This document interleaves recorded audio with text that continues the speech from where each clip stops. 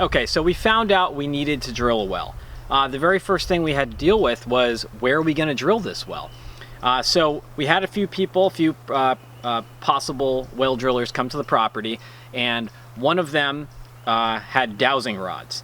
Now, dowsing rods are an old technique to find water in the ground, like veins of water in the ground, oil, diamonds, you name it. Probably any mineral, anything that's buried in the ground, it seems like people have attempted to use dowsing rods for. And really all they are two rods that are precariously balanced. They're like off balance, like they're very heavy outwards, and you're holding on to like a 90-degree bend of them, and you're basically walking around waiting for them to turn in on themselves.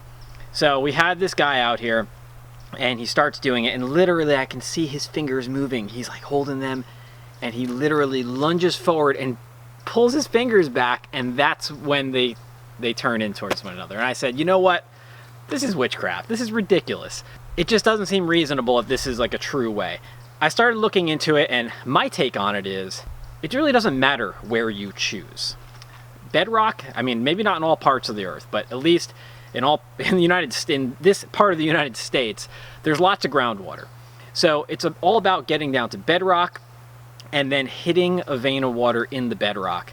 And the bedrock is riddled with veins. There's veins all over the place. So it's really not so much about where you start.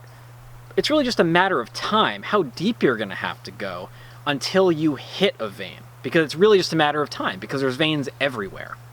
I think that dowsing rods became a technique because there's a sense there is no real good way to know where the water veins are, and sometimes you can go really deep without hitting anything at all. It's a really hard decision to make. Like, who's going to be responsible for the decision of drilling here? So dowsing rods are an easy way to offset that responsibility on the supernatural, in my mind.